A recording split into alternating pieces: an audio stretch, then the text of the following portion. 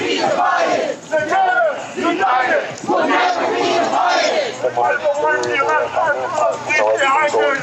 You know, opposite direction like the Empire. It's from where they're at. I say open up, you say the cover up. Open up the cover up. Open up the cover up. Open up the cover up. Open up the cover up. Open up the cover up.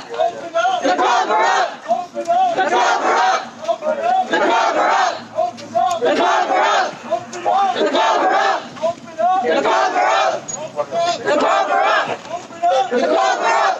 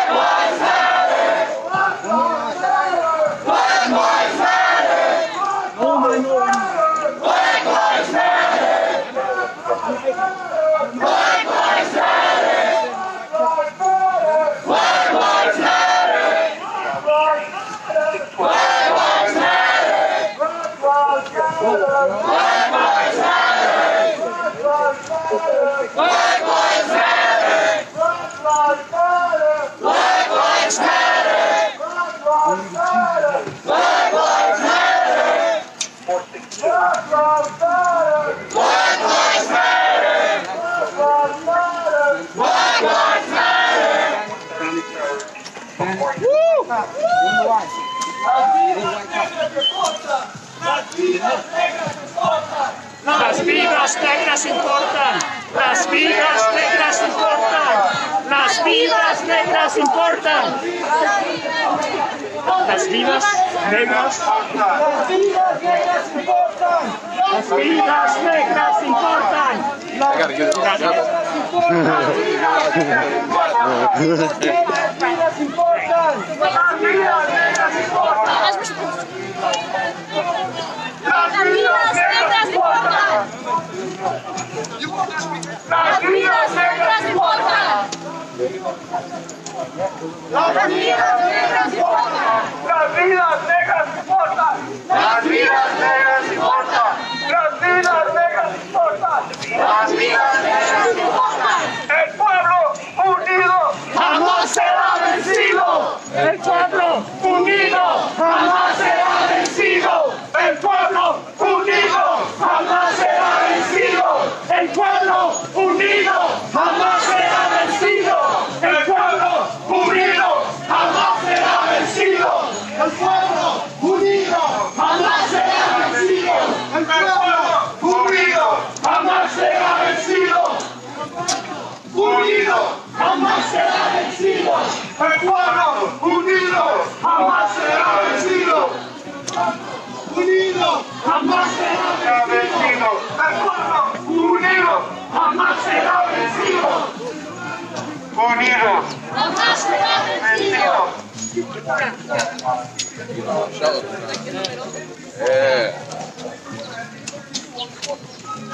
Hey, y'all, we got a water station coming up. Make sure y'all stay hydrated. Anybody taking pictures? Say hello to the Hegewisch community, please. Let them know we're here.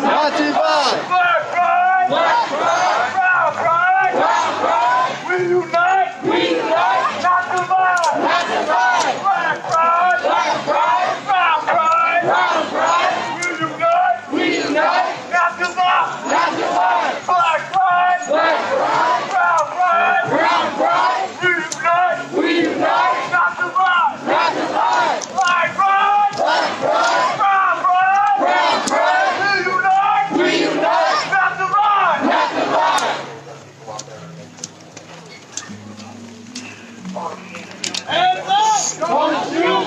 Hands up! Don't shoot! Hands up! Don't shoot! Hands up! Don't shoot! Hands up! Don't shoot! Hands up! Don't shoot! Hands up! Don't shoot! Hands up! Don't shoot! Hands up! Don't shoot! Hands up! Don't shoot! Hands up! Don't shoot! Hands up! Don't shoot! Hands up! Don't shoot! Hands up! Don't shoot! Hands up! Don't shoot! Hands up! Don't shoot! Hands up! Don't shoot!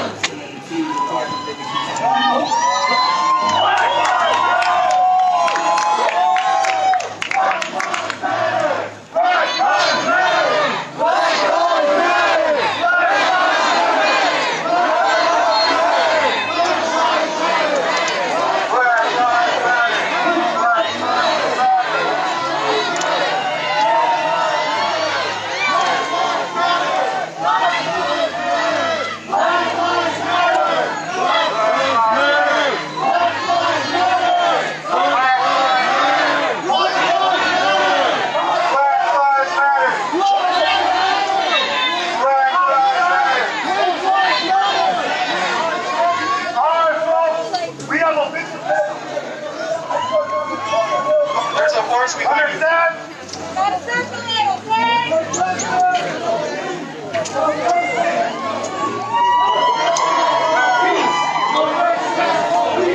No justice, no peace. No racist police. No justice, no peace. No racist police. No justice, no peace. No racist police. Right now the protest is passing Baltimore, just starting to. No justice, no peace. No racist police. No justice, no peace. No racist police. No justice! No peace. No racist police. No justice, no peace. No justice, no peace. No justice, no peace. No peace. No peace. Run it out. No peace. No peace. No justice. No peace. No justice. No peace. No justice. No peace. No justice. No peace. No justice. No peace. No justice. No peace.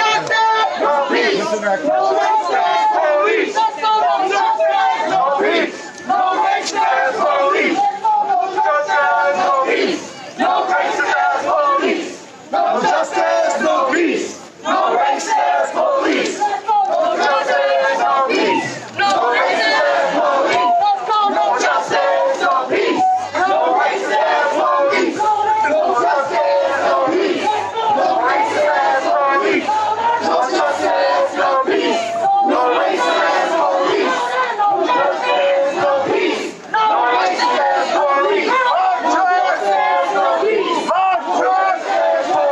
March on! Police. March on! March on! March on! Police. No racist police. March on! Right check! March on! March on! March on! March on! March on! You will set my sucker on this building right over here.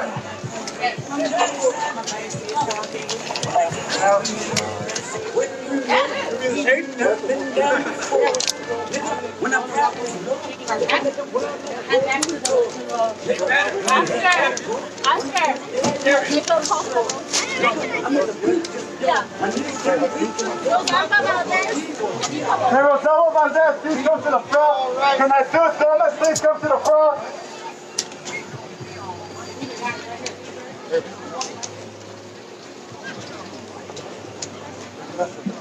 Can the Vanessa please come to the front? All right, folks. We're sitting up here is a vigil that we have for the murder brothers and sisters we have in our black community. We want to make an interactive piece for you to come up if you like and say some words on this board. We want to bring some positivity to this southeast side and say how we're in solidarity with this movement. So if you like to write anything, please come up to the side right here. And we welcome you to come up to do this while performers get ready.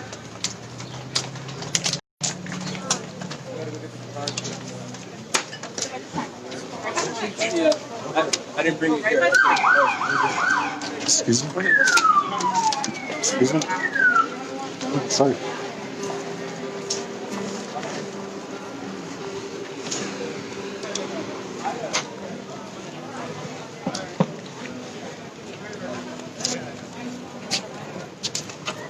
And if you're welcome to take some top, they're right on the street. Have it fun.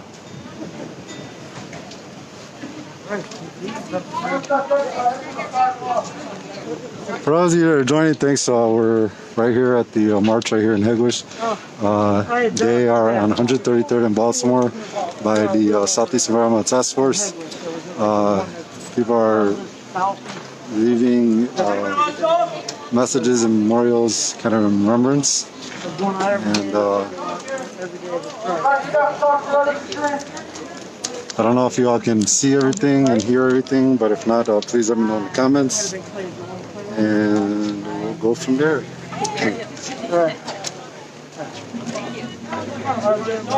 The first one passed off.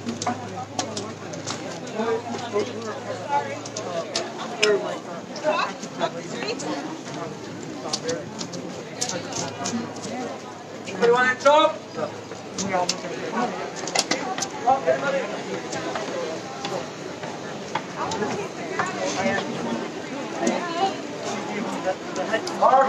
You got Facebook on your phone?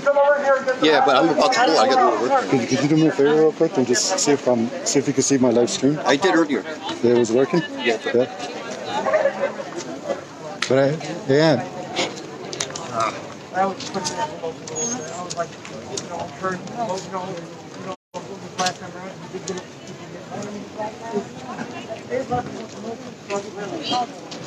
So for those of you that are just joining, right now people are leaving messages on a memorial board. We are on a 133rd in Baltimore, and the protest was kind of stopped right here to just kind of share some brief messages. And you can see police in the background have the street going forward, back blocked off. We also have the going north, if you will, north and south directions blocked off.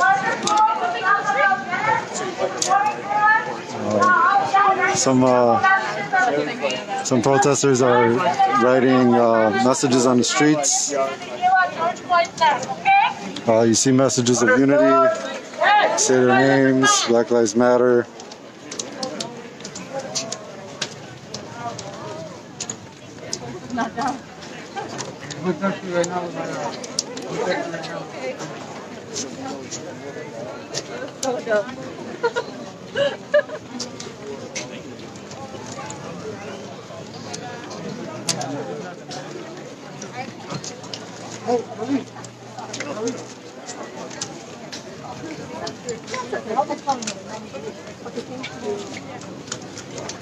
Hi everybody, my name is Rosana Valdez. The song called Amor Eterno, and it's for all those black and brown people who have been murdered by the police. We're gonna kind of check out this song.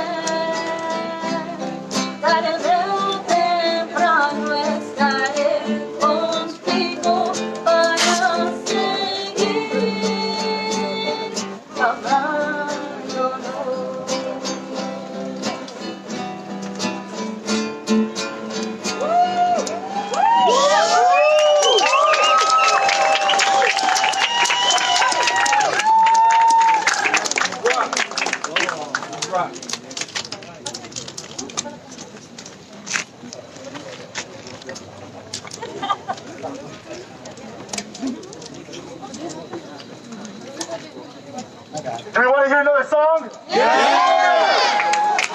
I can't hear you. What do you guys say? Do you want to hear another song or not? Yeah!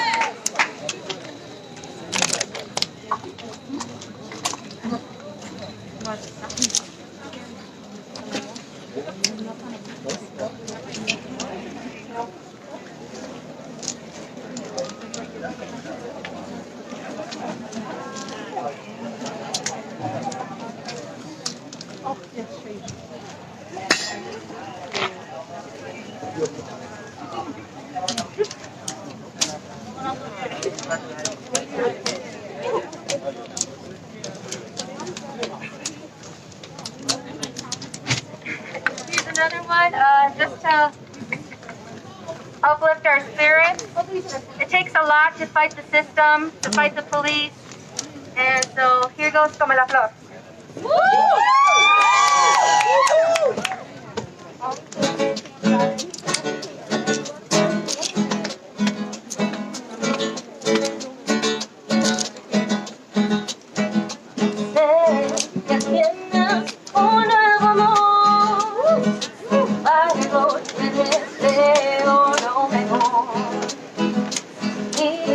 Encontraste felicidad, tal vez alguien más te la dará, como la flor,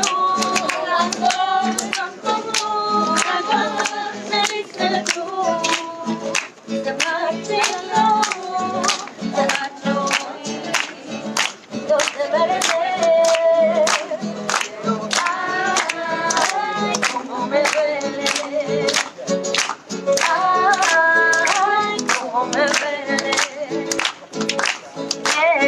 Como duele esperar tu amor, con tu adiós te llevas mi corazón. No sé si puedo volver a amar, porque te di todo el amor que pude dar. Como la flor, tanto amor me diste tú, se marchitó, se marchó. No te veré, pero ay, como me duele, ay, como me duele. One more time, como la flor, tanto amor me diste tú, se marchitó, se marchó. No te veré, pero ay, como me duele, ay, como me duele, ay, como me duele.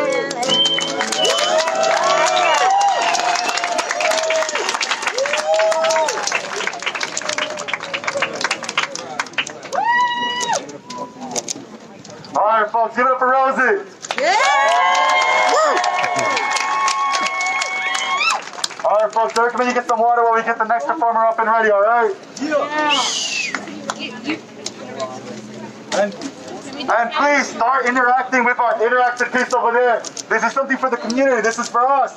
Let's be part of this. Please.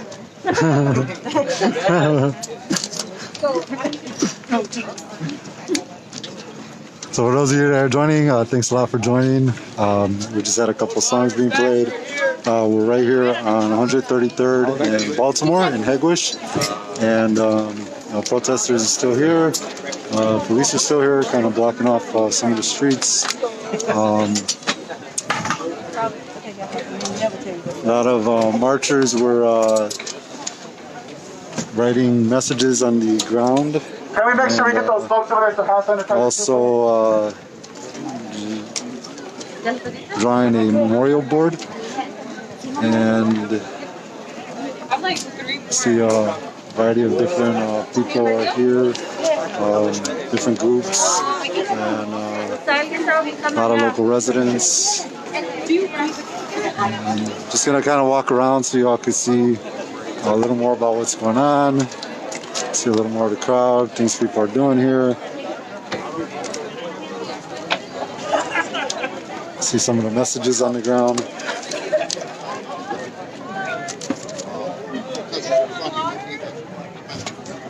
So this is all in chalk, so hopefully nobody feels, you know, anything's going on bad or wrong or anything.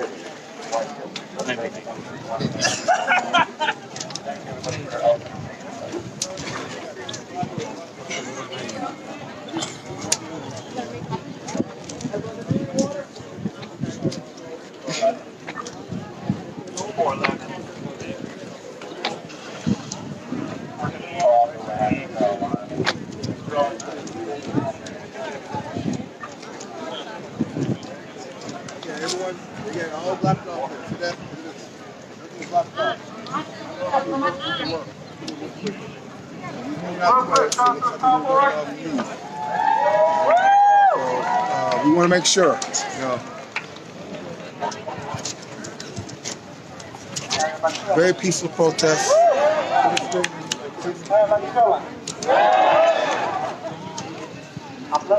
So despite a lot of the threats, I think you guys kind of heard what somebody saying that it's kind of been very peaceful.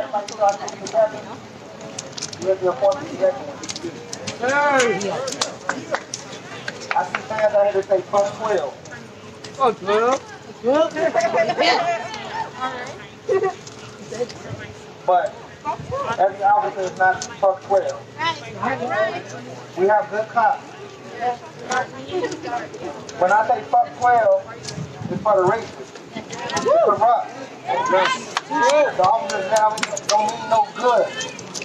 Going against the law. Instead of enforcing the law.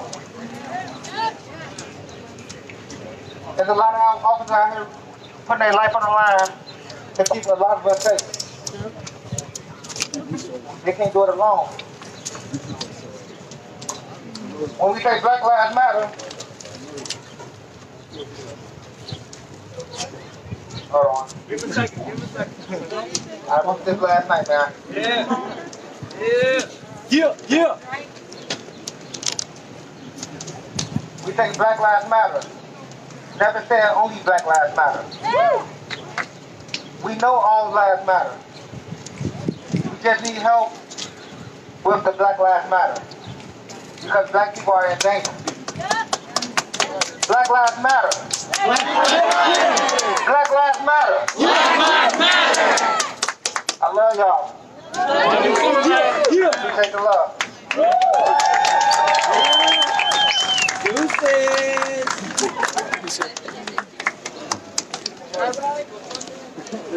They can't lose the dudes.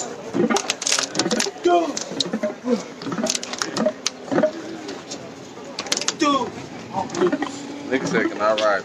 Alright, everyone. We are all going Somebody over there, you ain't hear him? Can I ride? Please sit down. We're going to be sitting here for 9 minutes. The time that it took them kneeling on George's wife's neck, all that time, for him to die.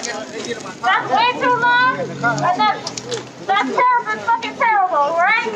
So, everybody, take a knee or sit down. We're going to have a 9-minute moment of silence. We're not see anyone talking. Respect the sacrifice made, respect the mission, and Black Lives Matter. Black Lives Matter! Black Lives Matter! So right now people are taking knees and sitting, kind of to honor the deaths. I'm about to take a seat real quick. It starts now.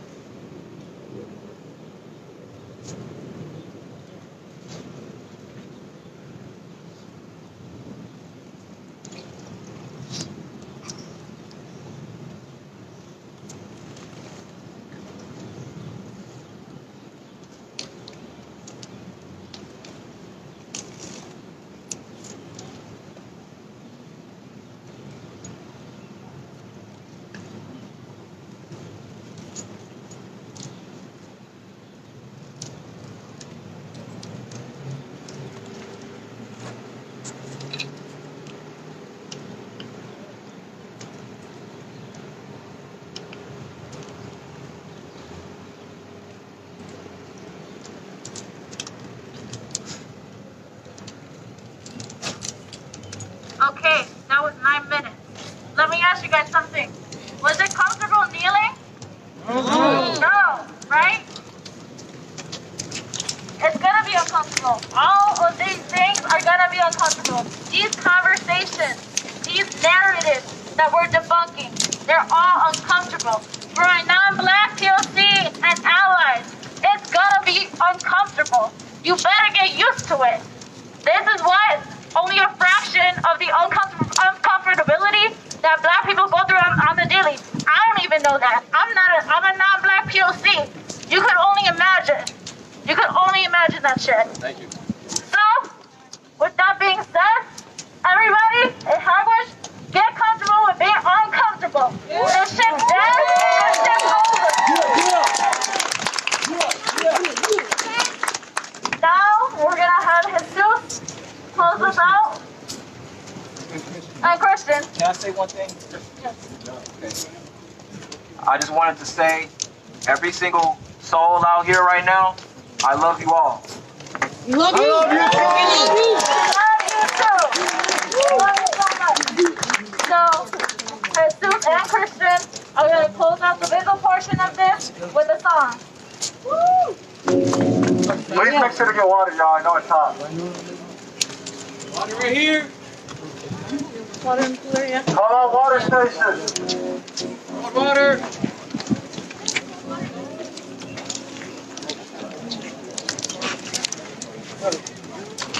Water here. Somebody needs water.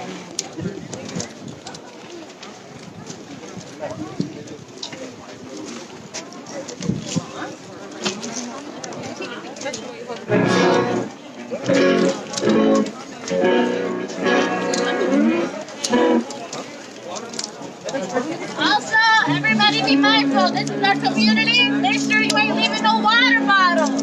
Make sure you ain't leaving no garbage. We're not about that. Think about yourself.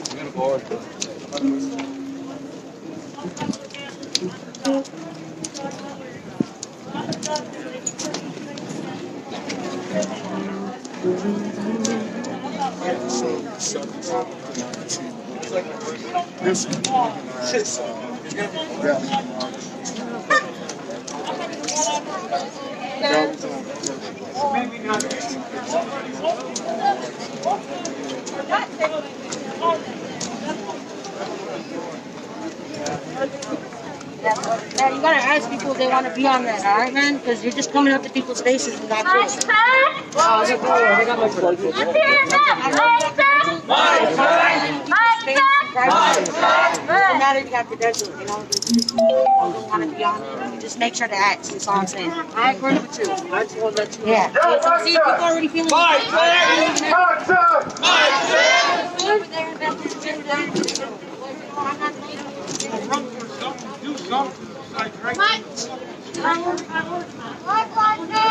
Black Lives Matter! Black Lives Matter! Black Lives Matter! Black Lives Matter! Black Lives Matter! Black Lives Matter! Black Lives Matter! Black Lives Matter! Black Lives Matter! Black Lives Matter! Black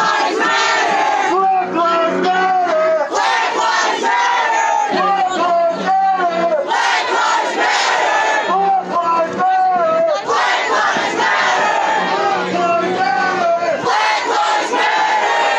Black Lives Matter!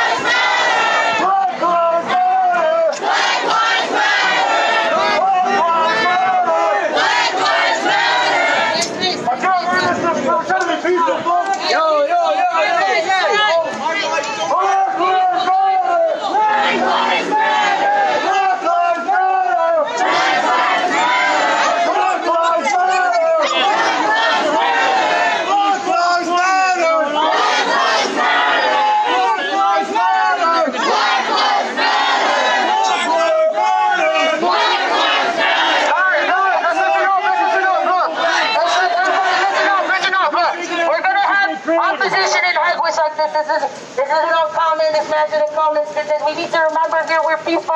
He can say what he wants, but let's remember he's leading his life with hate. He said, my life matters. In no way do we say that nobody's life is not valued. The fact is, there are black lives dying at a disproportional rate. Black lives are dying at a disproportional rate. So your life matters just as much as anybody's life here. I'm not saying that. But sir, you are not going on here wearing the black skin, being like you're doing right now, harassing people because they want to say that their life matters. They're just saying their life matters. It matters. Why can't you let their life matter? They're not taking away from your life, and that's fine. I just told you, man, don't bring hate here. No one's doing anything. You just said my life don't matter. I said that. Hey guys, it's all right. It's all right. It's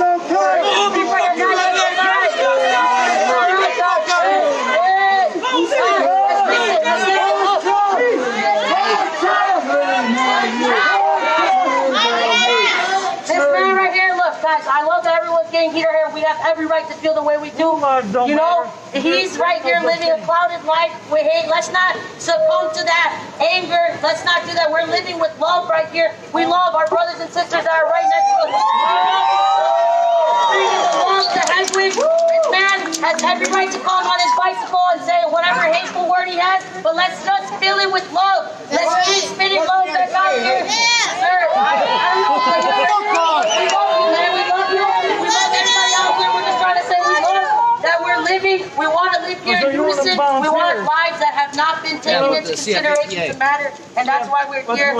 Sir, you can stay here, but we're here. We're spreading love, and I hope you see that. Open your heart to us. Keep our hearts open, everybody. All right, guys, let's all get back to this over here. Our people protest with this man in his order. Right here, let's keep going with the music and the love over here. Alright guys, let's point our attention back to the music. Let's go. We're here for the kids, we're here for the family, we're here to make it safe. Guys, our kids want to see us spread love. So apparently there was a conflict, not sure exactly what happened. I guess we kind of missed that. But looks like a man came and he wasn't too happy with what was going on. And apparently he was confronted. Nothing violent, nothing, I mean, everybody just shared their thoughts and everything's kind of resuming.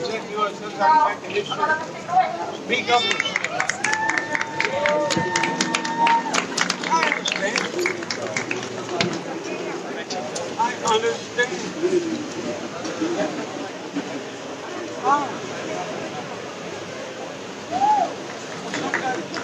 My life don't matter.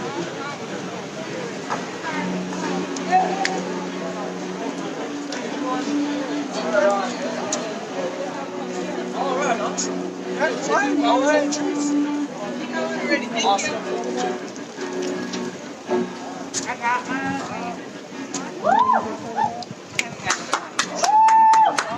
You can do it, Jesus! Woo! Jesus!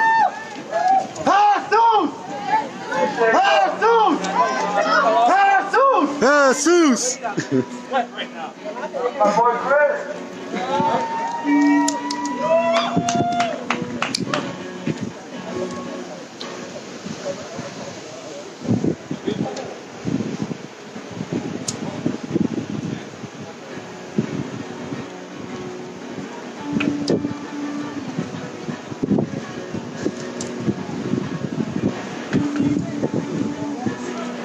When I frown, coming down, it's not like I'm looking down.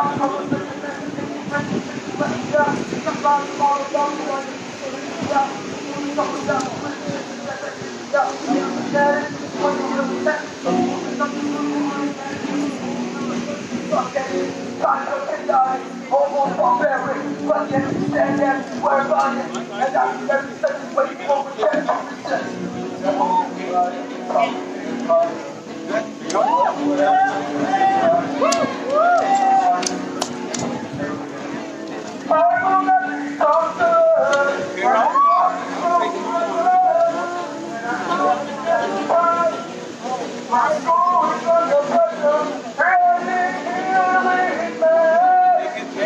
My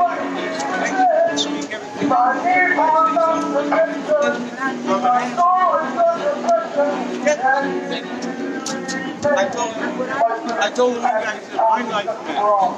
And he said, no, it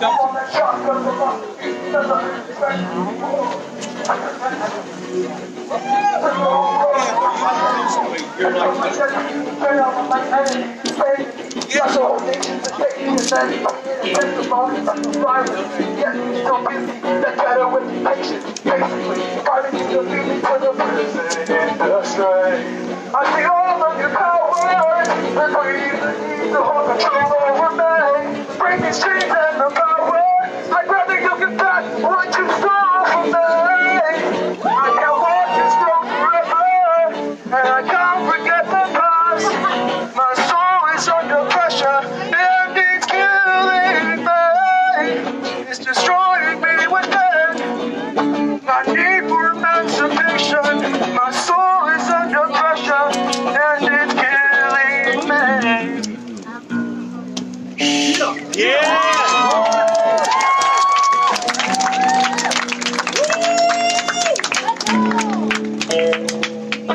Excuse me, Mr. Officer, come out of my sector. No need to stress you, no need for vex you.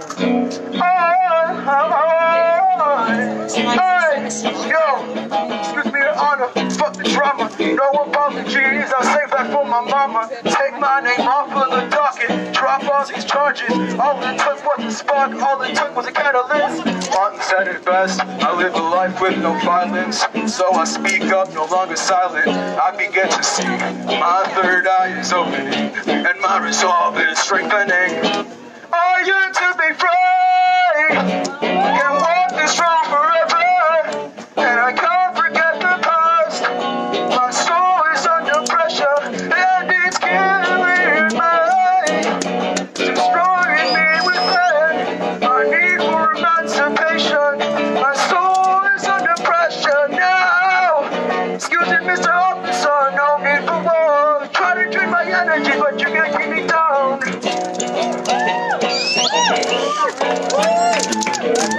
I can't walk this road forever, and I can't forget the past.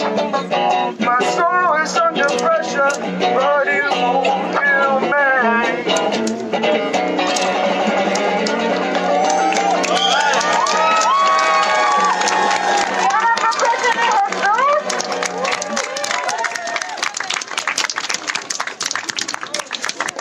Really quick, any artists who contributed to this, please come over here.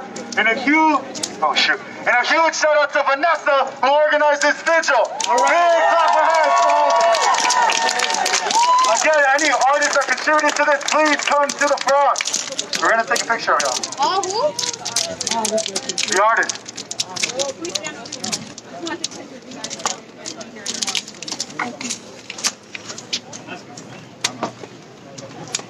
There's some more artists here now. No, my little cousin. Anyone who wrote on that card, even if you wrote one word, come up here. As long as you're comfortable staying in the picture. All right. So we need to get a whole thing of people on bicycles and horses to count as a fleet. Because they have the protest group with the bicycles. All right, ready? Sometimes they come with horses too. 1, 2, Like 3. protesters or whatever. It's cool, but no, this Thank you. is nice.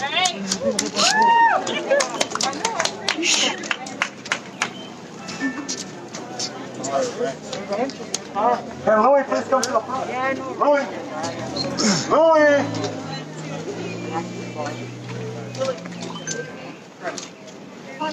Are y'all ready to start this back off? Hey, what's up? Are we ready to start this back off? Yeah! Let's get it. got another one, folks. You got another one, folks.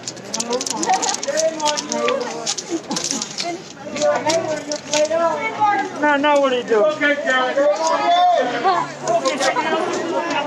Apparently there's another angry person. Black Lives Matter!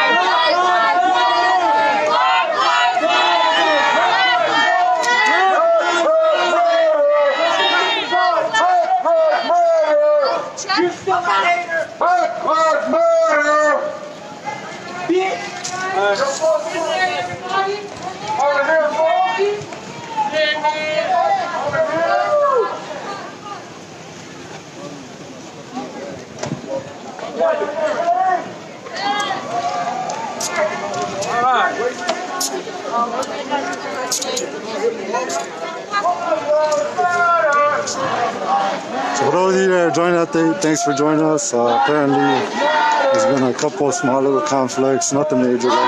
Just apparently some people weren't happy. Seemed to be just kind of one or two, nothing really large or great. That are hating it. It seems like there's a little more support.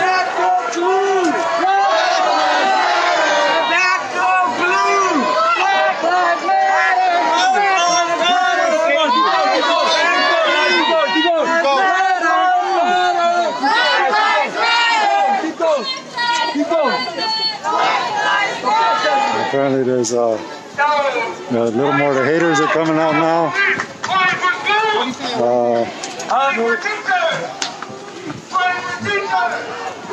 None, just another Karen over there.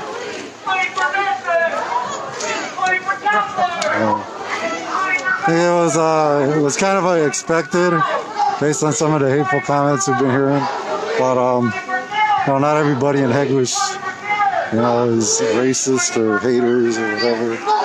We do have some, and so far there's only been a couple people coming out to express anger. There was actually some families earlier in the march that were actually applauding the protest as we walked along the march anyway.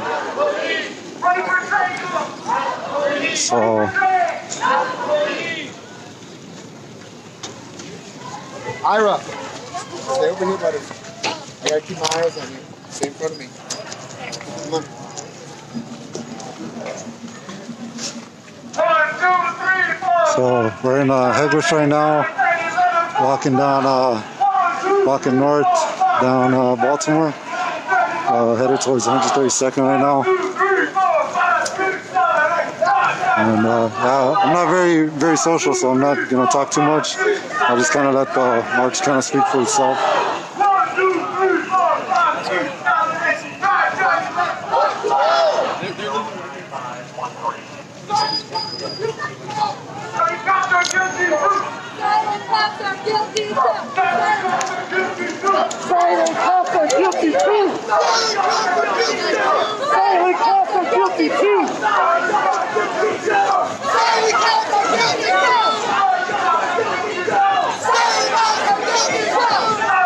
We do have the opposition here.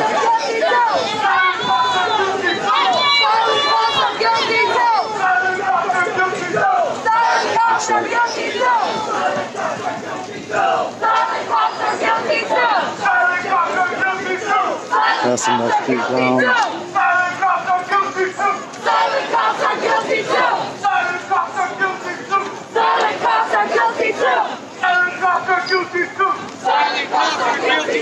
Y'all make sure to say hi to the fans on the side. Black Lives Matter! Black Lives Matter! Black Lives Matter! Black Lives Matter! Black Lives Matter! Black Lives Matter! Black Lives Matter! Black Lives Matter! Black Lives Matter! These racist cops have got to go! These racist cops have got to go! These racist cops have got to go!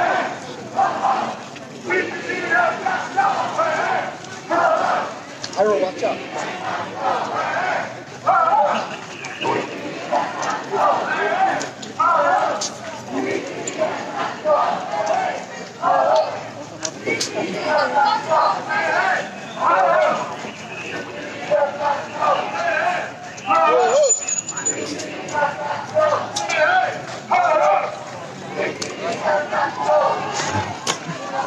So you're getting support from some of the people.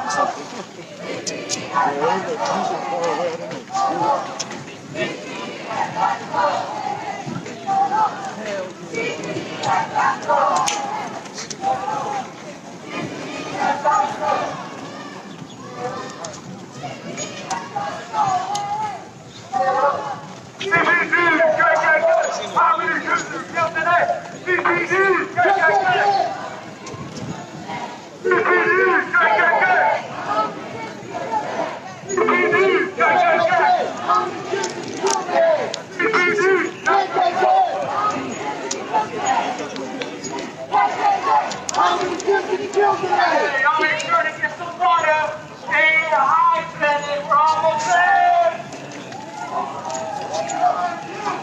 Thank you. Thank you. Thank you. Thank you.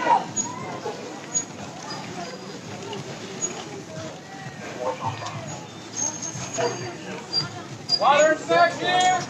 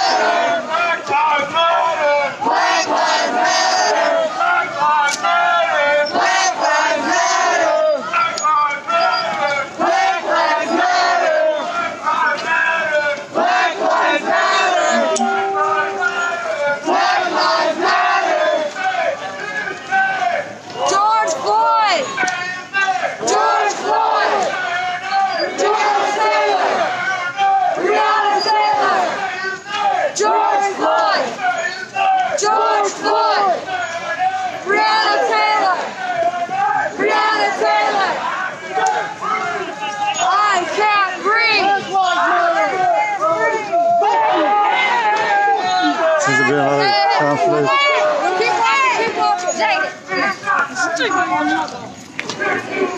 Somebody apparently came out their yard to curse at people, and apparently they were comments were made back. So I don't know if y'all heard that guy came out came out into the alley and started cursing and saying some stuff, and those people said stuff back. But again, it's been a mix. There seems to be some people that were supportive of the march early, and now there also seems to be some people that are out here kind of talking a little bit of mess. So my thing is, I can get some stuff. You know, I think overall, it seems That way we can start. you know, people are getting a point out, And then kind of work. getting a message, making a message heard. Like I said, once we get kids, I'm going to maybe maybe want to get out here. Charlie Girls! Makes sense. Because the reality is, kids who work because they feel identity. There's a puzzle piece that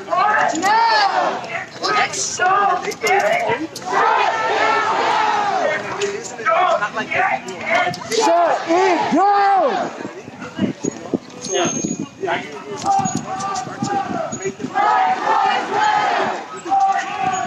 This is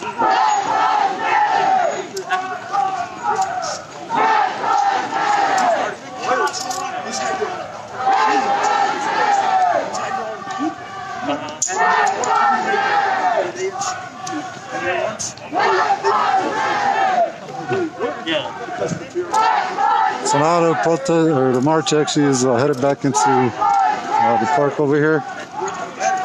And, you still see they got several of the streets blocked off. Overall, I think it's pretty much been a pretty peaceful protest. Kind of feel funny about calling it a protest because I don't feel people are protesting as much as they're raising awareness to a very serious issue that's facing people in the community, as well as other communities. For those of you that are familiar with our own area, we've had several instances. Police brutality is nothing new. There is still a lot of racism in the area, and especially with a lot of the youth, I think a lot of us are feeling a little more hopeful that people are starting to feel a little more comfortable with speaking up against racism. It's been a very uncomfortable topic for a lot of people. No, there's good things that are happening right now, so I think we're gonna hear the final speeches. Or organizations jump on board, maybe I'll get one going there as well. Mic check. Mic check. Mic check.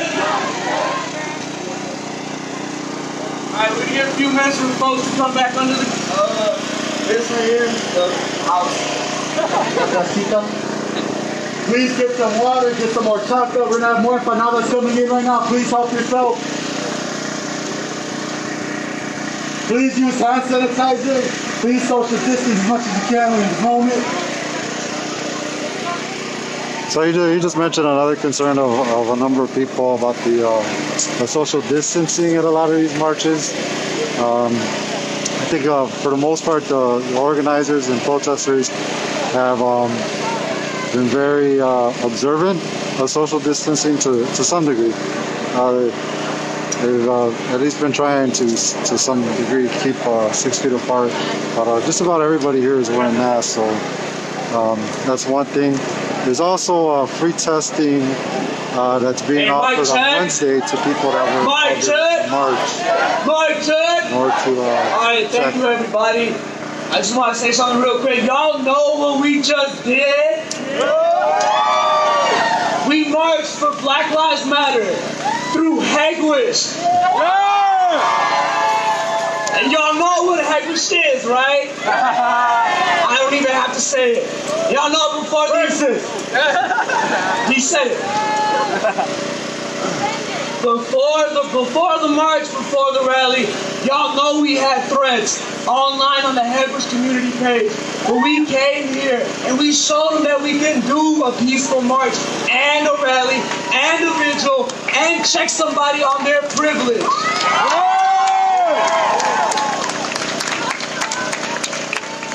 So y'all know we kept it peaceful. We're still keeping it peaceful.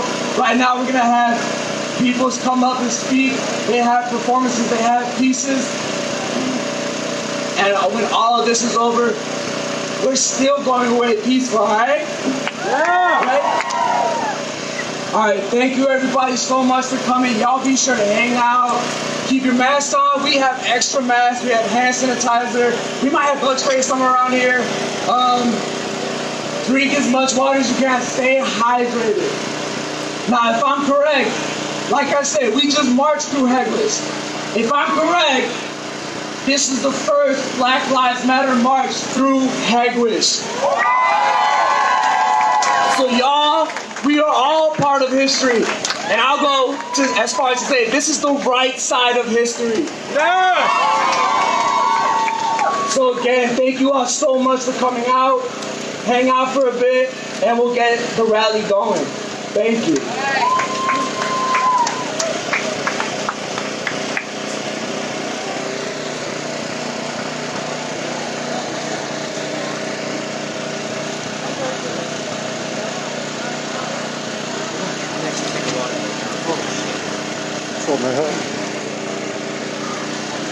Oh, God.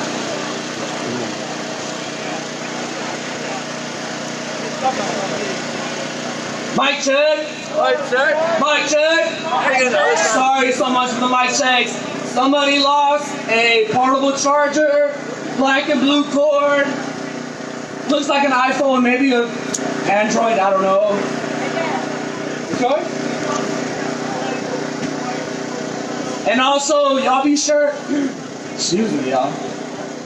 Y'all be sure to grab as many snacks, please take it. If we don't give them out now, we'll save them for the next one. But take as many as you can now.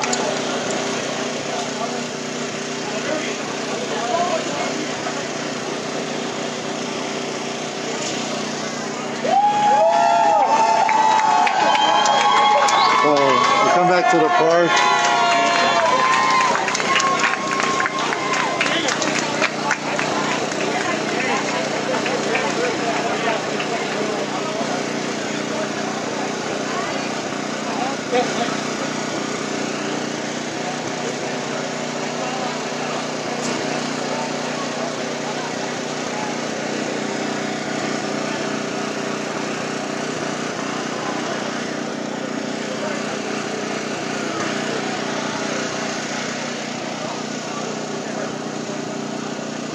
gonna give your speech? Huh? You're gonna give your speech? Yeah. Tell them, bro. Gotta make sure to tell them so that people will forget.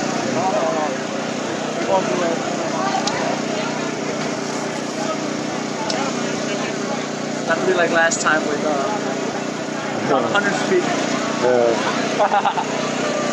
That was on purpose though. Yeah, I know. That's why she had to come write the program.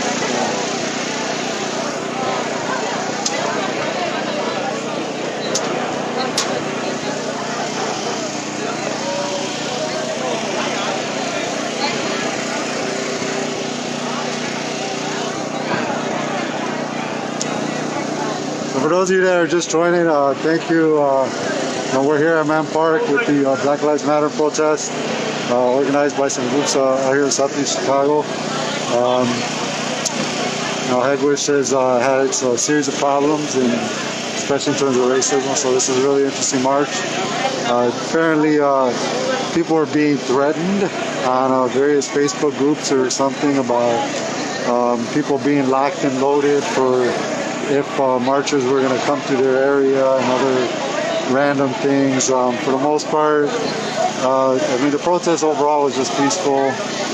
There really was no violence. There was nothing. There were actually people out in Hegewisch that were showing support to the protesters. There were also a few random individuals that came out to criticize things and I guess kind of spread. Hello, everyone. We're going to continue listening to some of the speakers right now. Mic check. Okay, we're going to be starting up the rally soon. So gather around so you can hear and everything. Yeah, that's all for now. Just hold on tight for a second. Can you do me a favor? Can you hold this roll? I just need to do some more.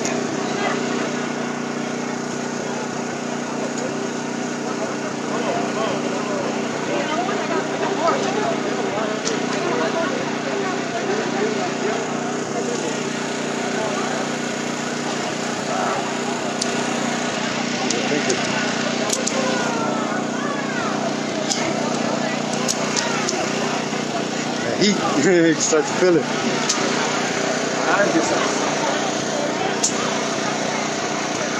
So it's pretty cool because they actually got food and snacks here. I think they got empanadas, they got some chicken, they got a bunch of other stuff, so it's pretty cool. I'm actually feeling like grubbing, but I guess I'm going to hold out.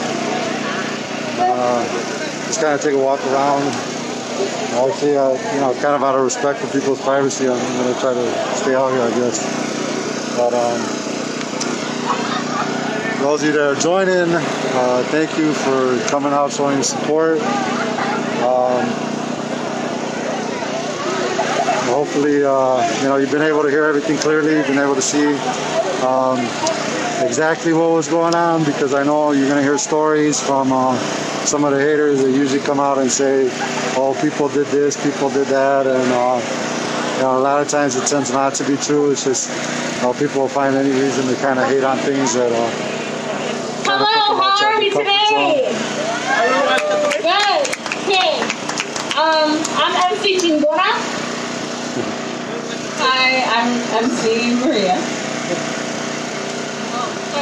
So I'm just going to give a thank you to everyone who provided food and beverage donations. Thank you so much to SEFT and the Coalition to Ban Petco for donating the funds to have the speaker equipment, and also to United 10 for the art supplies and posters. A huge thank you to Epic Catering.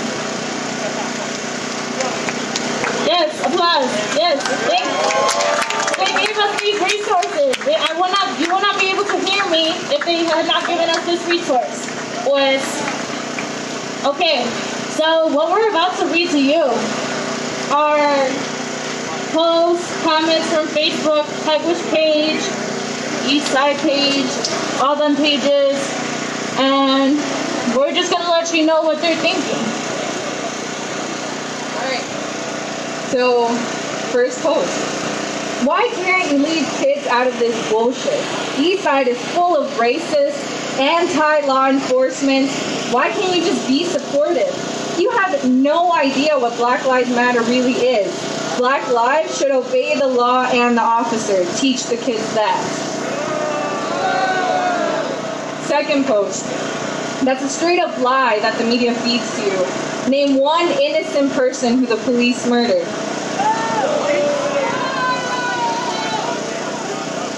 Third post. When is the Blue Lives Matter? Fourth post. Glad to see you're not caving into the insane people that want cops to be defunded.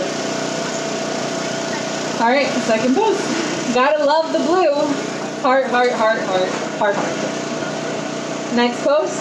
Thank you and show your respect to the officers that are here to help us. We back the blue. Actually, all lives matter. I don't see color. Hilarious, right? Locked and loaded. Bring fireworks. And finally, my favorite. Hegewisch supports its blue. Always had Hegewisch pride. Alright, so I'm gonna spill some truth juice to y'all, and I hope you guys are listening. These are the narratives we've seen play out over the past weeks, months, years, all of our lives. The ones that claim they want to save community are the ones inciting violence. The people that are all lives matter could care less about black and brown lives. They aren't even pro-blue. That shit's a lie. If they care so much about the police and their families, where's the advocacy for police mental health care? According to a study done by the Addiction Center, an online resource for addiction care, police officers are at a higher risk of suicide than any other profession. Do you see them doing shit for their mental health? No? That's what I fucking thought. They say they haven't seen any protests for the lives lost and people injured over Father's Day weekend, but say that it is insane to risk their lives in Inglewood for this cause.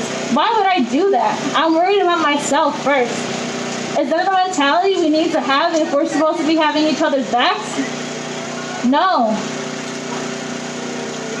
People are being kept in camps now, just as Jewish people were during the Holocaust. They say it is, but yet they frown on immigrants because they say they didn't come here illegally. But yet all lives matter, right?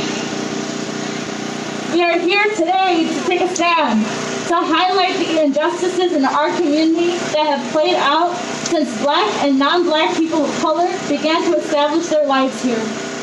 Since the time my family began to call this their home. The same sentiment still lives behind cell phone screens and numerous Facebook pages. Hashtag Hegewisch strong isn't achieved until every human being is treated as such. This is why it's important to come out, let your voices be heard, but to listen and learn as well. Today we begin the long overdue fight in being advocates to our black brothers and sisters. Hegewisch, ready or not, change is happening.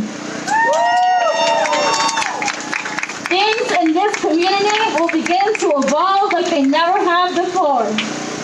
Everyone out here supporting, almost all y'all, are Southeast Siders. But all of you guys are Southeast Riders. We're gonna start with our first speaker. Can we get Isis Scarlett Black up here? She's gonna talk about the origins of policing and how CPD has never protected the people.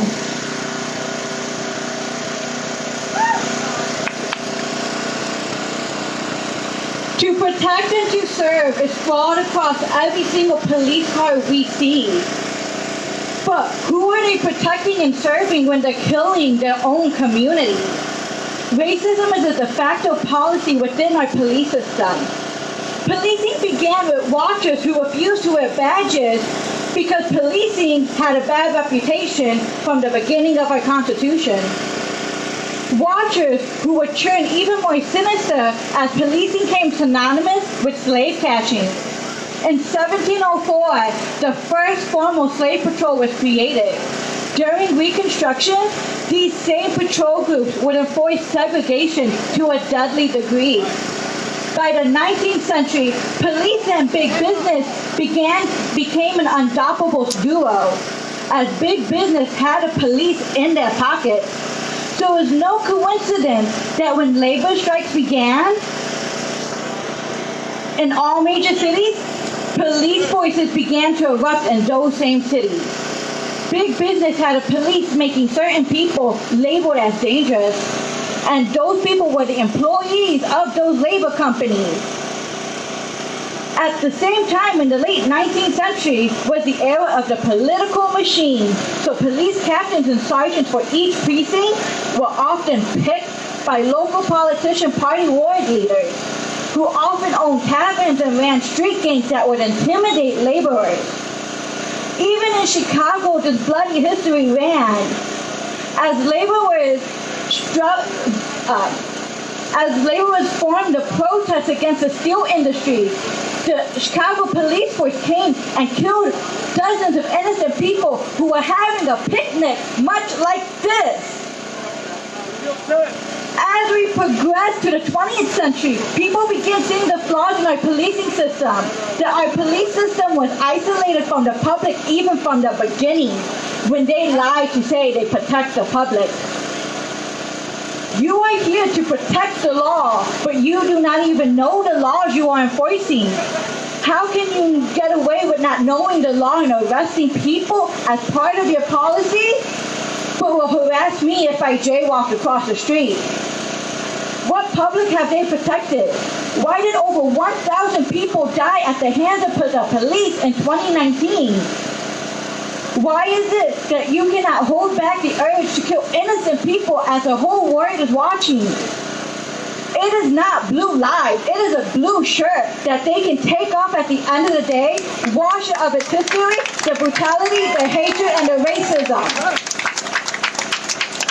Thank you.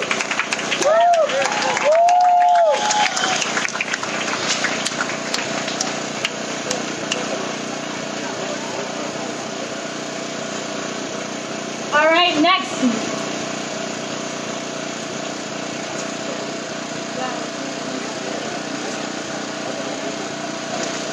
Next, we're going to have Maria Moreno, and she's going to talk about getting CPD out of CPS.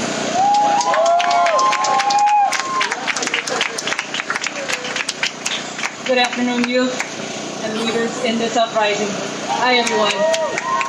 Cities across the U.S., including Minneapolis, Portland, Denver, Seattle, and Oakland, have decided that they will no longer employ police within their schools.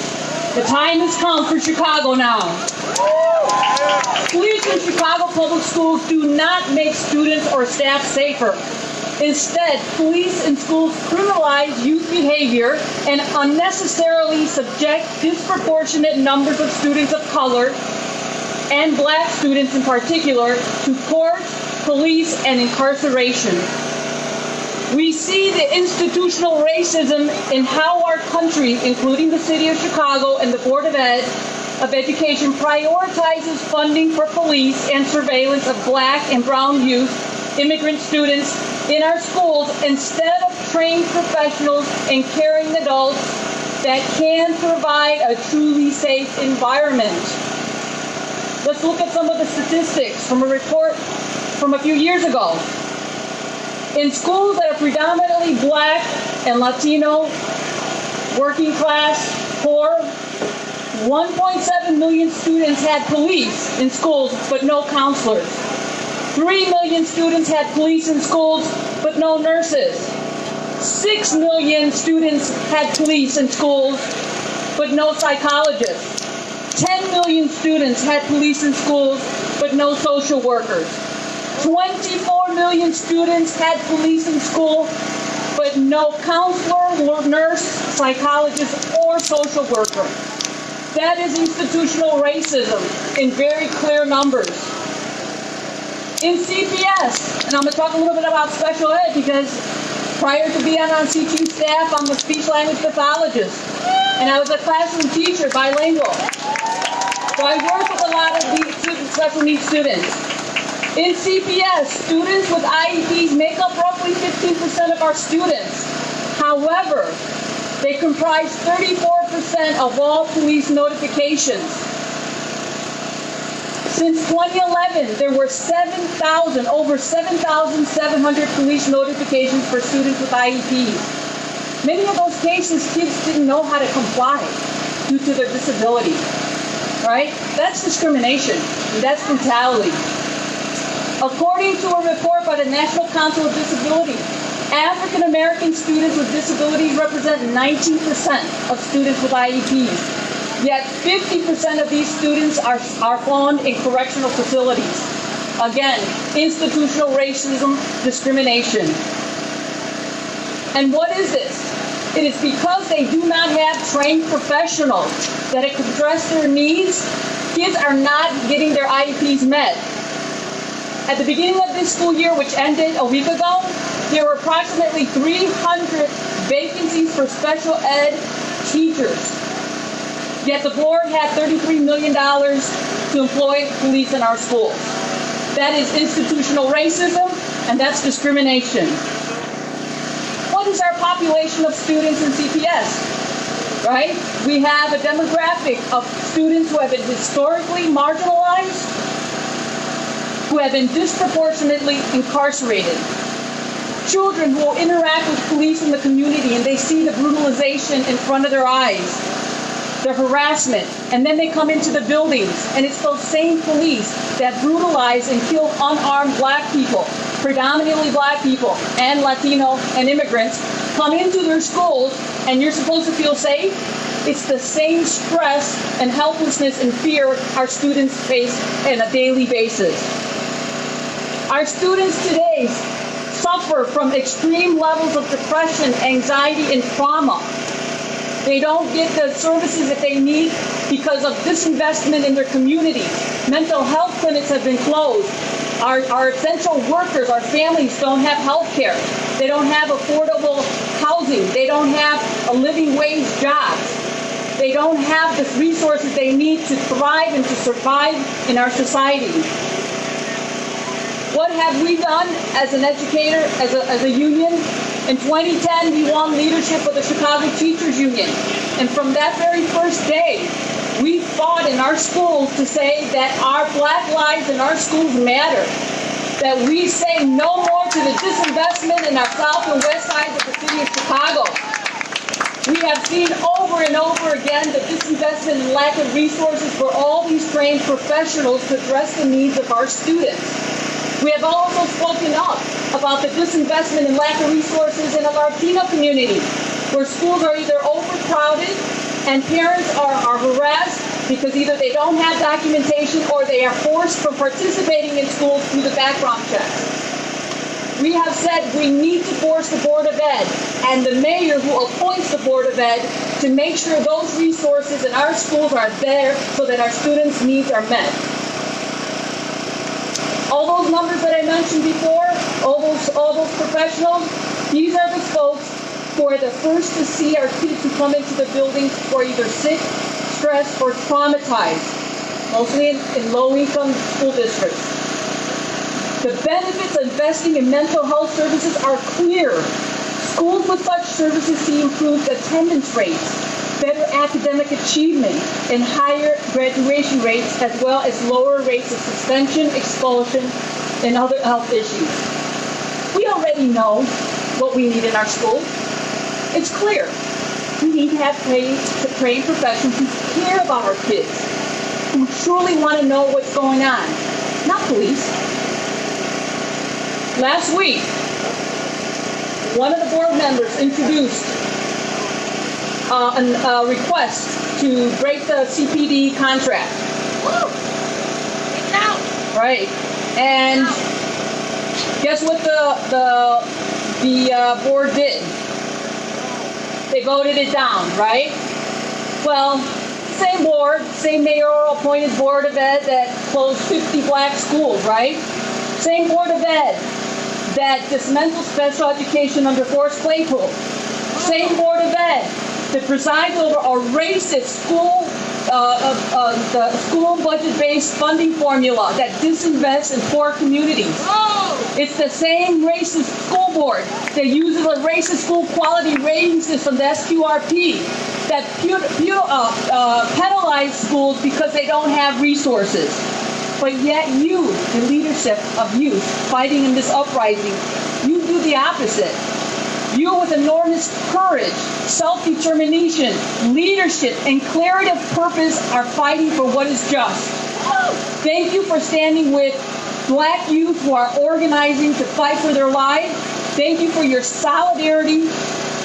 Black-brown solidarity. Don't let them divide us. We've seen how they've done this before. Stand strong. Keep fighting. And there will be another ordinance, and we will fight until CPD is out of CPS. CTU leadership will give all our resources for there. Black Lives Matter. Keep the fight on. Thank you.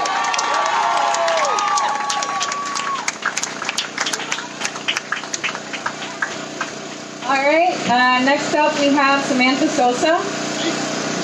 Where are you at?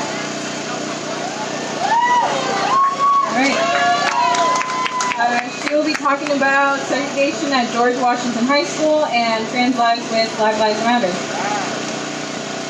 All right, guys. Hi, nice to see everybody out here. I also want to say that I know it's just me. They said my name, but I'm here with Theory and DeAndre. They're going to introduce themselves. Just a little bit. She gave just a little bit of what we're going to talk about. So thank you guys for lending your ears here today and being with us together. All right.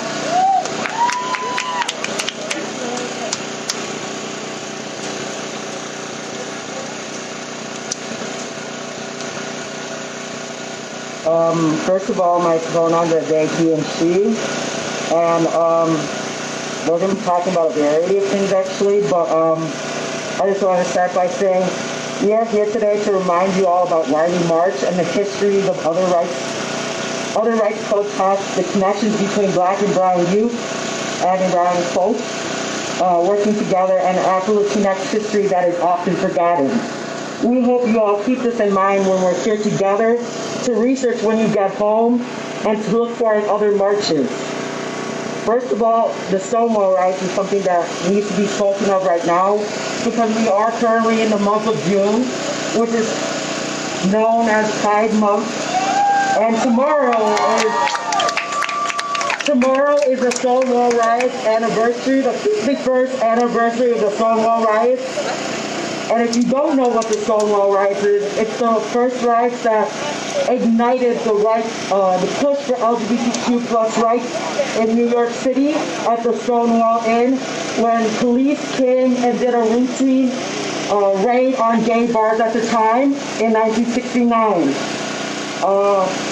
And what the most known leaders of the Stonewall Riots are known as Marsha P. Johnson, who is a Black trans woman, Sylvia Rivera, who is a Latinx trans woman, and Stormy Delabre, who is a biracial Black butch lesbian, who, like I said, incited the riots. I bring these up because Marsha P. Johnson and Sylvia Rivera were best friends, and they worked together to create STARS. STARS is a group dedicated to helping, it's no longer around, but during the time that it was around, it was dedicated to helping homeless young drag queens, gay youth, and trans people. This tag team of friends are a great example of why Black and brown solidarity should be kept together, and they have historically worked together. I also want to speak of this movement on this history, as you cannot be part of the Black Lives Matter movement if you do not, and you cannot be an ally to Black Lives Matter movement if you are anti-LGBTQ+. If you are, that is something that you need to work on. Because additionally, as I have mentioned, these leaders shape a huge part of history for the LGBTQ rights and for people of color in LGBTQ rights. And they're often forgotten, and the rights don't stop here. There is so much that is still going on. Transgender rights are being taken away to this day, so there's still more work to be done.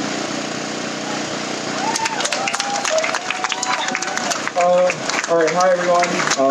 Once again, my name is DeAndre. I live in Hegewisch for over a decade now, and I think just seeing change within the past 10 years from what my first move over here and the things I experienced dealing with a location like this one to where I am today with all of you here is heartwarming, and I thank y'all so much. So yeah, I briefly want to talk about police abolition. Something that the guy on the horse, which is a great guy, I love him. A comment he said on top of the horse, which was some cops aren't good cops.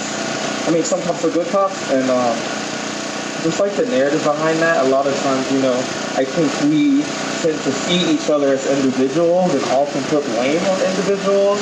And I want you all to remember that this movement is more than just attacking someone in their position. This is a system that we're against. We're fighting a larger issue here when it comes to white supremacy and the history in this country. I want you all to remember the land that we stand on. This is stolen land. This is stolen land. And genocide, slavery of our peoples, indigenous and African peoples, remember. So when you see narratives on TV, the media about, oh, they're looting, who did you loot at the end of the day? And I think just being very critical of that, being very critical of the media and what we consume as individuals. And back to abolition. It's something that we are working towards as a collective.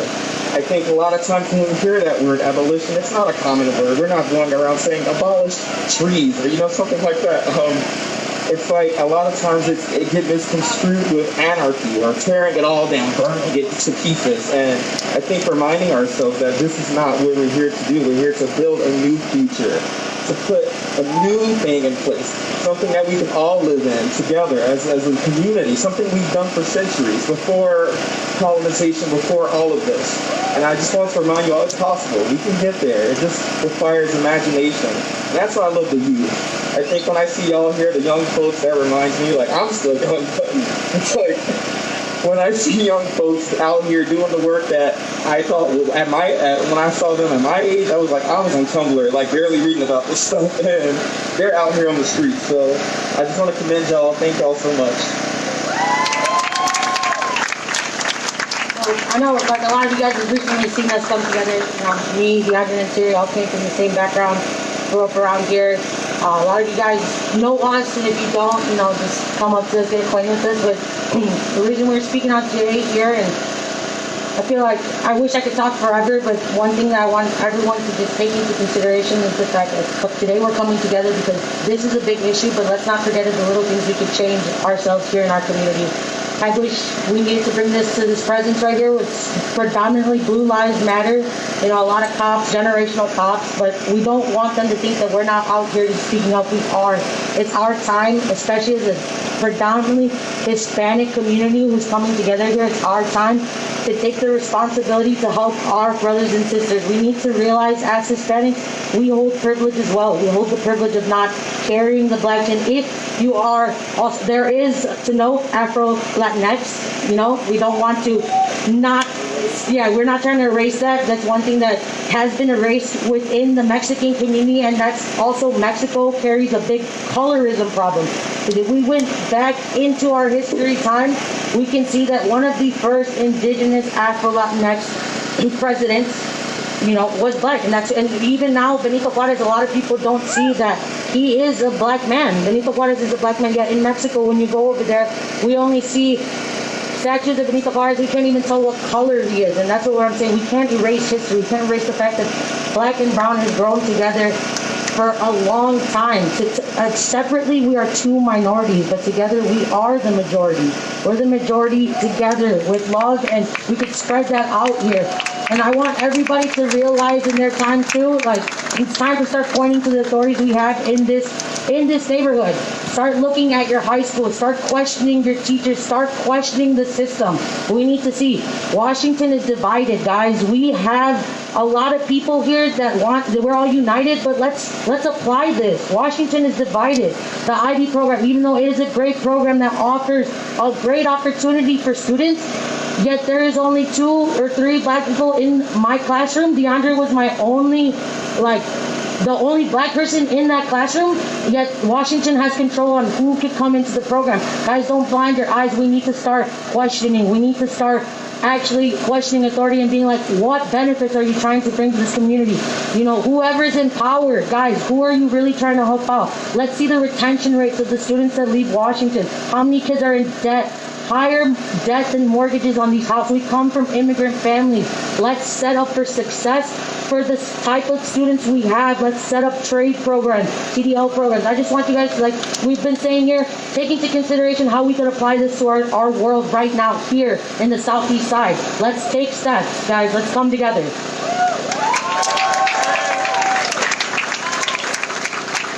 Thank you so much. All right. Next we have Diego Salinas.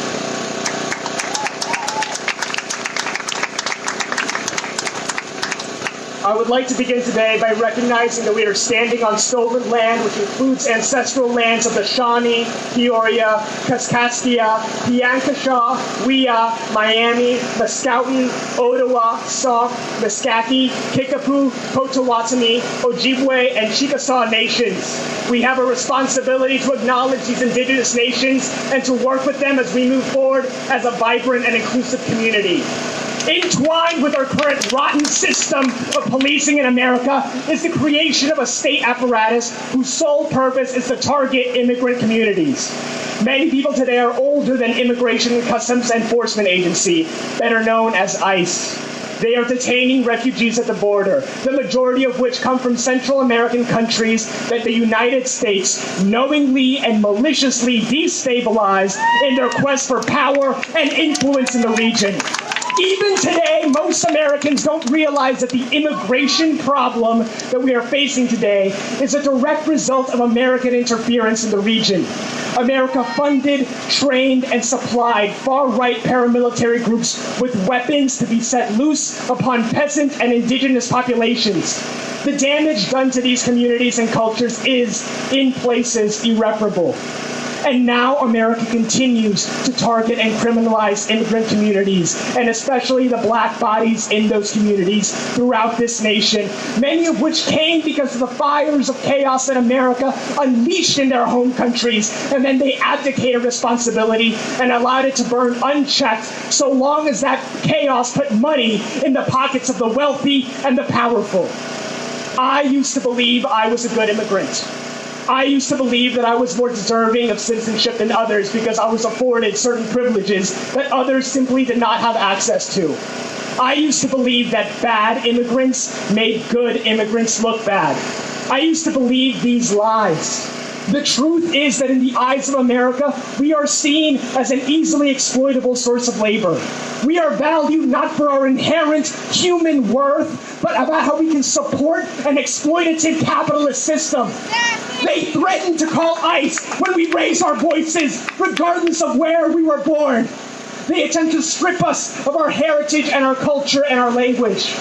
There are no good immigrants. There are no bad immigrants. How can these two categories of people exist under a system that criminalizes both? Andres Guardado was 18 years old. He was working 2 jobs to save up for a new car. On June 18th, Andres was working one of his security jobs when he was gunned down by LA sheriffs. They shot him in the back 7 times. 7 times. 7 times. 7 times. 7 times. 7 times. 7 times. Afterwards, these thugs then confiscated all of the security footage in the area before producing a warrant. Much like a child that attempts to hide something they do wrong, these monsters attempted to hide the evidence of their brutal murder. This is why we say that all cops are bastards, because it takes a system of cops who turn a blind eye that allows the rot to fester. Cops who allow others to lie on reports are not good cops. Cops that don't hold their colleagues accountable are not good cops. Cops who stand by and do nothing while another kneels on the neck of a man for 8 minutes and 46 seconds are not good cops. And the ones who do try to stand up, the ones who try to change the system from within, are punished for it by their colleagues. They are ostracized. They are pushed out. There are no good cops in the system because the system makes sure to weed them out. Police departments and their bloated mud budgets suck money and resources from our communities who need them the most. ICE agents separate refugee families at the border, throwing children in cages. These are two heads of the same cruel serpent. America has had enough. America is moving forward towards a future that invests in our black communities. We want a country that welcomes refugees with open arms.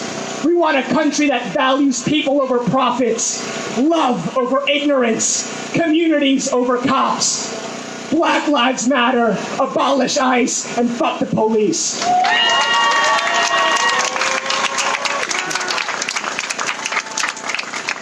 Let's give a round of applause for Diego for that powerful speech. Next up, we have Darius and Oscar, and they will be speaking about anti-blackness in Latinx communities. So come on up, guys.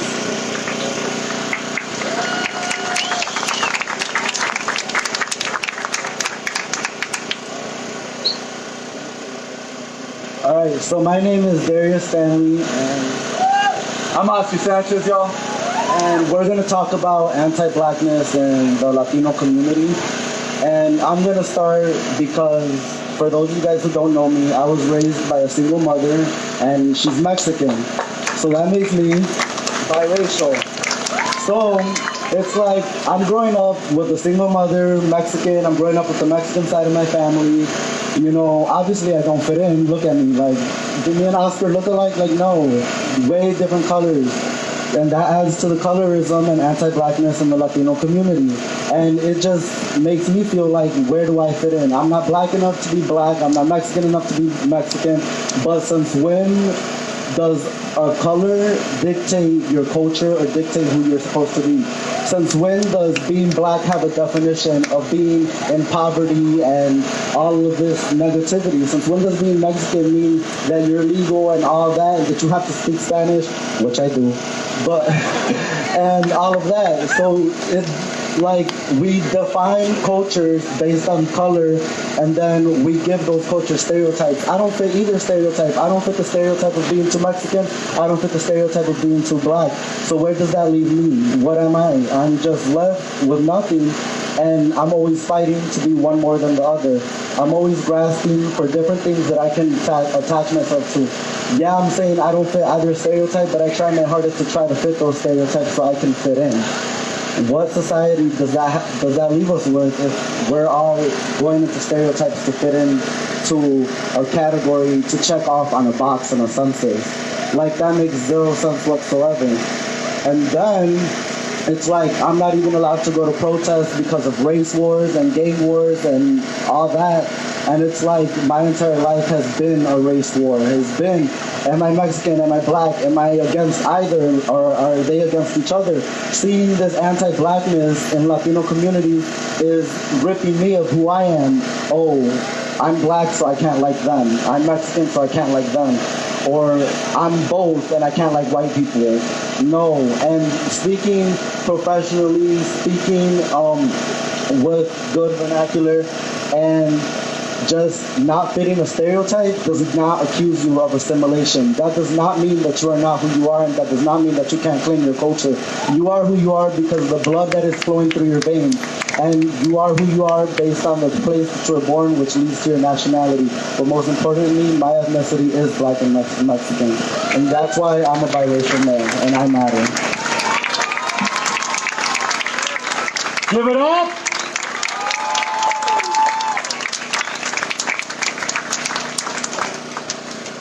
All right, folks. Can you hear me? All right, I want to just talk with a hunch right now. That's amazing. Thank you so much for sharing your story. Earlier, we talked about having uncomfortable conversations, right? Well, today we're going to have an uncomfortable conversation. Okay? All right. When we think about colorism, racism, and its effects, who do we think about? Often, Latinx folks are left out of the conversation of racism and colorism in the United States. What is the larger audience outside Latinidad fail to understand is that Latinx can be black, native, white, Asian, mixed, etc. The phenomenon of racial identity does not permeate the Latinx community. This discussion has only been focused outside of ethnicity. One look at the famous doll test completed in the 1950s, white and black children as young as 4 years old subconsciously preferred white dolls over dark-skinned dolls. What was obvious from this discussion was an assumption that none of these children were Latinx. What if those children had identified as Latinx? How would that have changed the dynamics? And just to give a breakdown of terms, Latinx is a gender-neutral term in comparison to Latino, Latina, binary. Colorism, similar to racism, but within communities of color is how different skin colors are valued. Most often, light skin is seen as better than dark skin. Lanitad means people within the Latin American community, either born in or growing up around a dominantly Latinx culture. Regularly, Latinx folks are thought of as people of color within the system of racism, meaning that they cannot be racist, but can be prejudiced since they lack systematic power, whiteness, to actually be racist. However, racist ideology permeates Latinx culture from phrases like mejorar la raza, better the race, by marrying a white or light-skinned Latinx, to anti-black policies that have been led in Latin America. So this begs the question, how does racism and colorism influence Latinx communities? How do Latinx folks understand the racial identity in the context of Lanitad and colorism?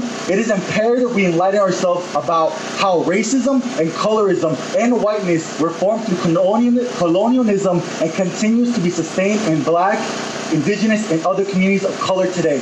White supremacy and the ideology of whiteness not only rely on white people, but use other marginalized communities to uphold the status quo. Through circumstances like colorism and racism, white supremacy affects how communities interact with one another. It is where phrases like pelo malo, meaning bad hair, towards Afro-Latinx are bred and permeate similar racial injustice as we see in the broader United States. Whiteness can also be seen as synonymous as colorism is the preference of lighter skin. Race and color are understood in Latin America differently than in the United States. In the United States, race is not acknowledged because of the painful past, whereas in Latin America, race is acknowledged. But when you speak about your heritage, you say Mesito and Litua, meaning mixed with African, indigenous, and European blood. You do not individualize yourself specifically, especially not as African or indigenous. When it comes to researching this, Chavez Duñas, Además, and Ayunza were some of the first pioneers of race issues within Latinx communities. They embarked to contribute to understand the area of colorism and its significance in Latinx community. They discussed how colorblind attributes and manecase are used to deny and minimize skin color privilege in Latinx communities. Acknowledging this and identity were discussed to further discriminate, and to conclude ideologies like this of mixing races were all seen as bad. This first started with Vicente Guerrero, the second president of Mexico, but first black president. President Guerrero made a decision that will have significant repercussions for future generations. He decided that race, as a demographic category, would no longer be part of Mexico's national census. His assumption was that if people were no longer categorized based on race, social inequality would cease to exist. Actions like these promote assimilation tactics in which Afro and indigenous Latinx folks suffer if they do not fit the status quo. In a way, this demonstrates how whiteness is prevailing because there is an elimination of choosing African or indigenous roots. The effects of colonialism promoting this are shown to have lasting effects on people and the way they see and act in the world. Attempting to categorize all Latinx as one leaves out black, indigenous, and dark-skinned Latinx folks from the big picture of the racist ideologies that are preserved in Latin America post-colonization. Therefore, we have to work together. We have to do better. We, as the white, not white passing, there is no black passing. We are white Latinos We must recognize our privilege, must recognize our difference in experience, must recognize how we carry racism throughout. We need to call each other out when we see racism and colorism. We need to educate ourselves and others and decolonize our minds and better help our communities. We must unite to fight the bigger oppressive systems as one and not divided. Thank you.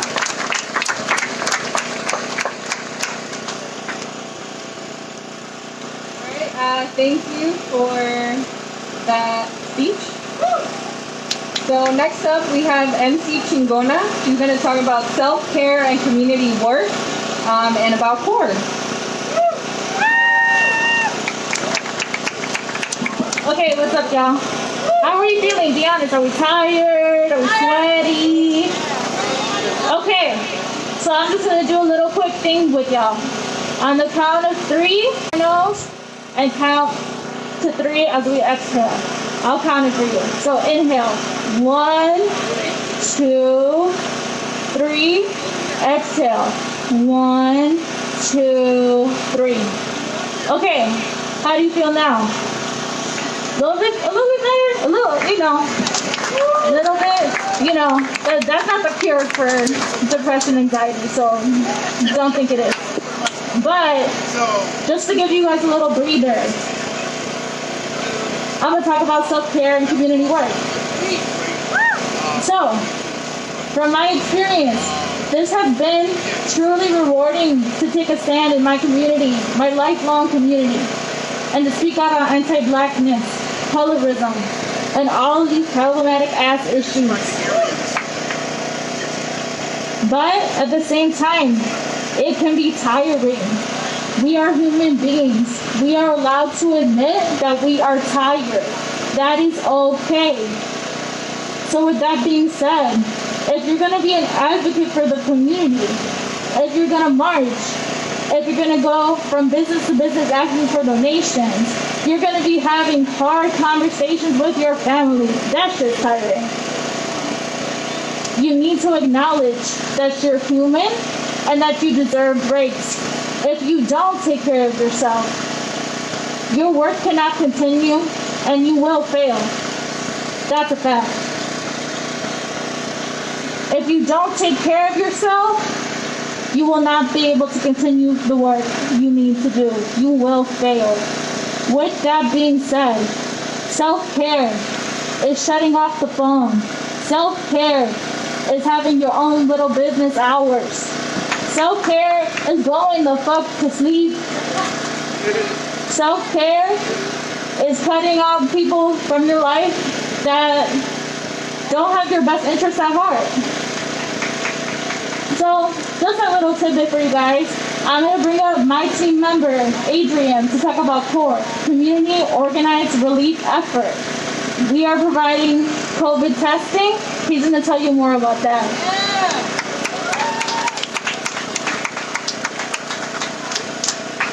Hello, everyone. One more time. Black lives! Black lives! Black lives! Felt like we needed to wake up a little bit.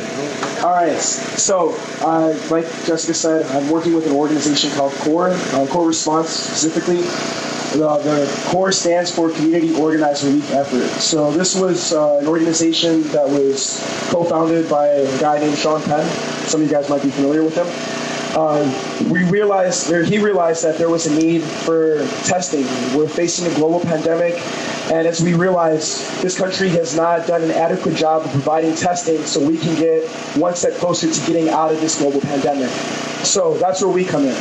Well, we've been able to set up shop all over the country, and specifically we've been setting up shop here in Chicago and the south and west side of the city because our communities of color are the ones that are hit hardest by not just this COVID disease, but also many other diseases, respiratory illness. We've got cardiac illnesses. All these types of things hit us as people of color at a much more disproportionate rate than other people. So with that being said, we've set up a mobile testing site that's going to be popping up this Wednesday. I'll give you guys the address. Some of you may have received a flyer. That flyer actually has the incorrect address. So just so you guys know, if you guys do have a flyer, please go ahead and take that out really quick. That address is not correct. The address is 13550 Torrance Avenue. That's going to be over at the UAW Hall. Again, that's going to be from 10 a.m. to 4 p.m. July 1st. We're going to have a mobile testing site there. For people that are located on the south and west side of the city, we've got Gately Stadium testing site there, Monday through Friday, 10 a.m. to 4 p.m. as well. Prieto Math and Science Academy on the west side of Chicago. We've got Columbus Park is another location. So if you need any more information, please feel free to ask Rosie, is part of our team from Course, right over there. She was also performing today. Feel free to ask Jessica or myself. We'll be here. Again, please go get tested, because while it is important to be out here, while it is important to make sure that we make our voices heard, it is also very important that we take the precautions, because we are still not out of this global pandemic. The closer we get to that, so the more testing we get done, the closer we are going to be to doing that. So thank you guys. Peace. Thank you so much, Adrian, for talking about the free, wonderful resources we bring into the southeast side. Next, we're going to have Samuel Corona speak about environmental racism.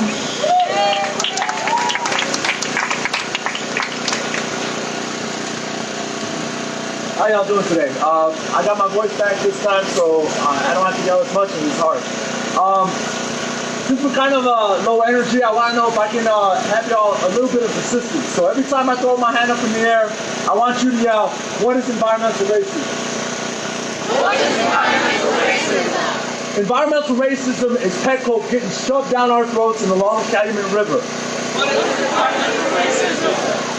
Environmental racism is the Illinois EPA shoving down General Iron down our throats. What is environmental racism is the Hill Coat Company going into Little Village. Environmental racism is the poisoning water of the Flint, Michigan.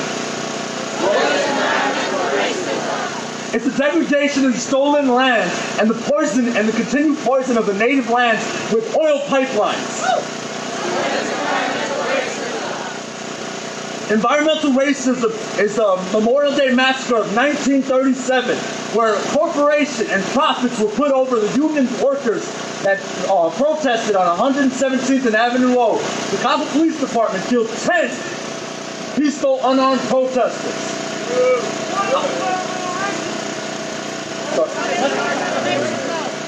Environmental racism is a system of truth in the city of Chicago that tells us that we aren't worth what Lincoln Yards is, that the Chicago River is going to be beautiful while we have the toxic curtain of the Calumet River. Environmental racism is a system that has been built to make us believe that we are not worth what the rest of the city is getting. It's where they decide that everything is being built high-end, high-value, and we get nothing but smokestacks, broken down concrete debris companies, pet coke, and any other waste product they want to shove down our throats, because our land is not worth their fighting for. So I'm here to tell you, we're not done with this shit. Environmental racism is the system of everything else of why the fuck we go. Why we are suffering where we are. Environmental racism is the reason why we have 50 school closed in 1 year and over $500 million paid out to in police lawsuits and wrongful deaths. That's what environmental racism is. And we're just getting started here, and we're not done. All right, I wanted to go a little bit further, but let me just end this with a quote. My quote of why I got started in activism. This land is not given to us by our forefathers, but it's borrowed to us by our children. So as a father, I'm here to fight for my kids' future and hand them something better than what the fuck was handed to me. Thank you, and have a good day. Thank you so much. Love your passion. Next, we have Marcelina representing SEFT and Southeast Response Collective. elaborating on environmental racism.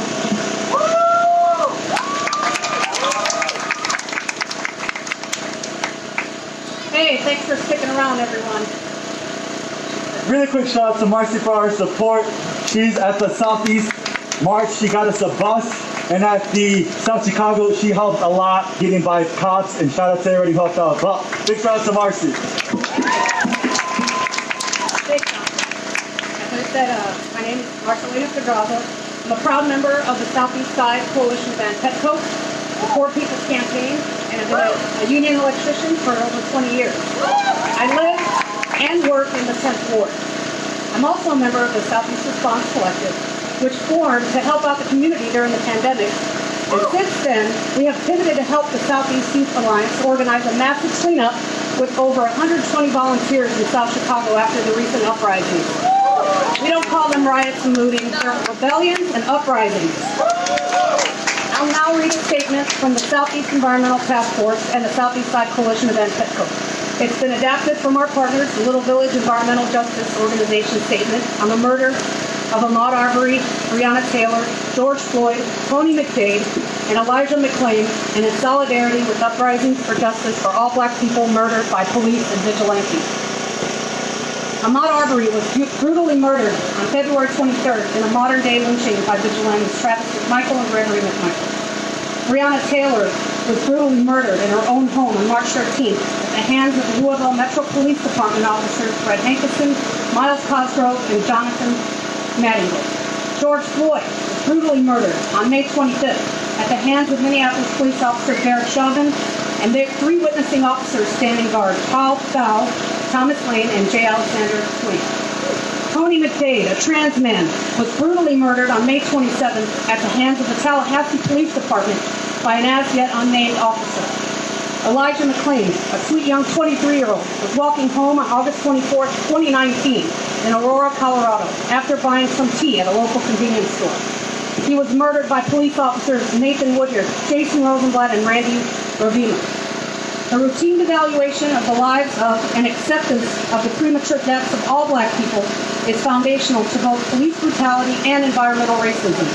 It is imperative that communities like the Southeast Side of Chicago facing environmental racism join in the shared struggle led by Black communities against this police brutality and the violence of the criminal justice system, as Black individuals experience this at disproportionately high rates and are the most impacted by the specific violence.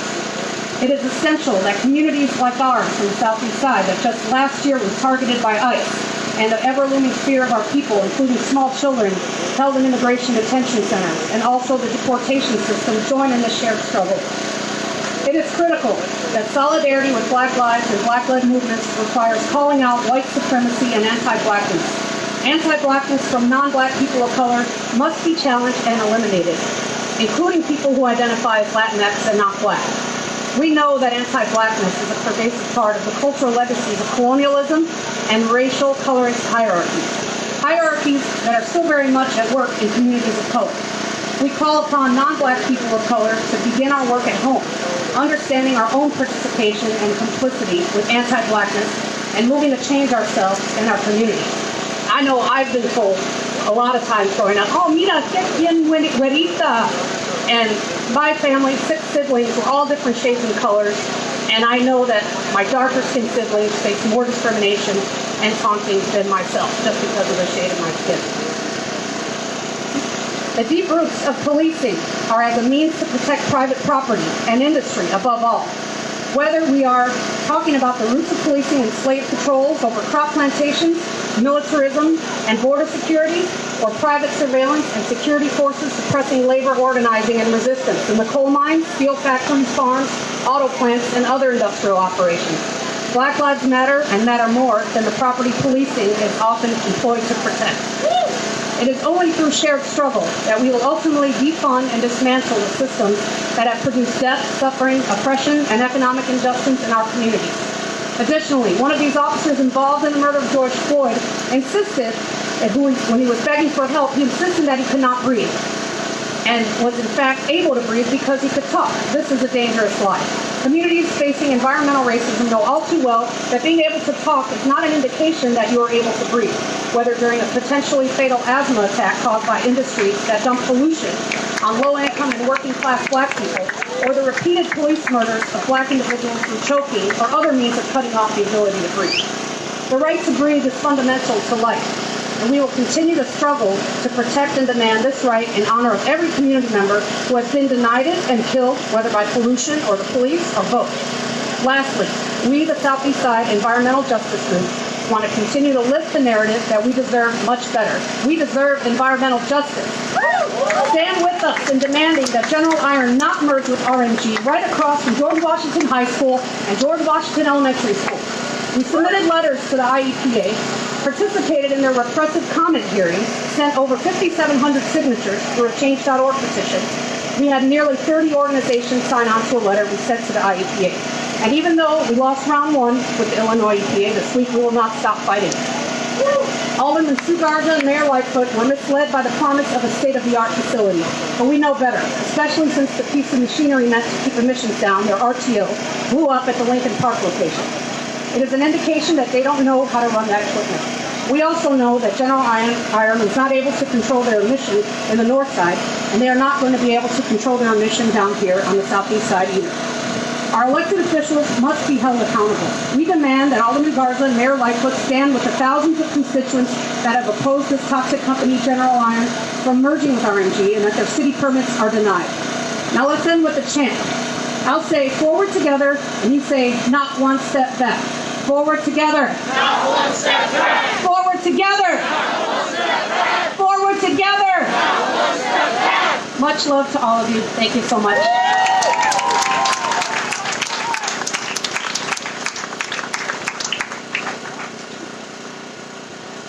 Thank you, Marcelina. Up next is Diego Salinas, and he just has a special message to all the cops present today.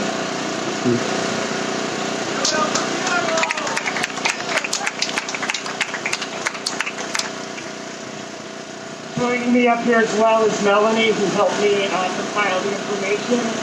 Just to let you all know that there is a website that is called cpdp.co. It has a lot of Freedom of Information Act information about cops all over Chicago and how many allegations they have against them, how many of those were actually ended up with discipline, and also use of force reports, and to see what cops were with, what other cops were they committed atrocious acts. Would you like to start? So I want to start off speaking about something that happened here in the 4th District. You guys might not remember because it happened years ago in 2013. In September 2013, Troy Ofem did not get to go home to his mother. He was an 18-year-old boy that was killed in police custody at the 4th District. So I just want everybody to say his name with me. Troy Ofem. This is happening in our community. We have not seen it very closely, but it is.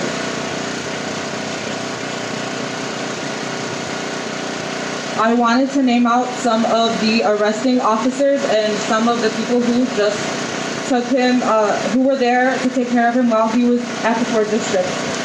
Nicholas Maselli, he's actually the sergeant of police, and he has 10 allegations against him and 13 allegations for use of force. Dennis Graham, he has 22 allegations against him. Robert McGee, 23 allegations and 10 reports of use of force. And those were all the people that were involved when Troy passed away. And we will continue with some other officers that have allegations against them in the 4th District. After we read the names of these officers, please follow up by saying, "Not in my neighborhood." Michael Higgins. Not in my neighborhood. 9 allegations against him, 10 for use of force reports. Fabio Valencia. He has 3 allegations filed against him. Matthew Hilliard. 10 allegations and 9 use of force reports. George Guzman. 14 allegations and 13 use of force reports. Mark Spiedel. 25 allegations and 5 use of force reports. Kevin McNulty. 7 allegations and 2 use of force reports. Elena McKenna. 2 allegations, which is 50% more than other officers. Joe Parker. 137 allegations, 1 use of force report. Diane Michaels. 6 allegations, 1 use of force report. Juanita Adegorbe. 15 allegations and 3 use of force reports. Gabriel Gamino. 1 allegation. And this one, our Sergeant of Police, Rodolfo Vargas. 19 allegations, 17 use of force reports. James Cascone. 61 allegations, 12 use of force reports. Henry Ware. 14 allegations. Patrick Kennedy. 11 allegations, 10 use of force reports. Folks, it's clear that cops, any cop that turns a blind eye, any cop that stays silent is complicit. We have to work together to get these people out of our neighborhoods because we know what's best for us. I just also wanted to point out that all the cops that we listed at the end, they were all present on bikes. They were all present in front of us. Not in my neighborhood.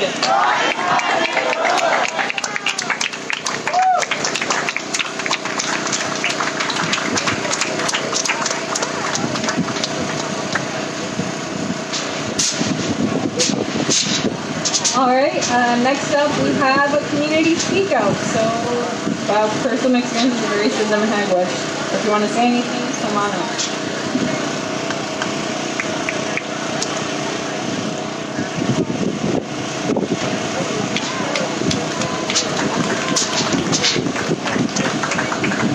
What's going on, everybody?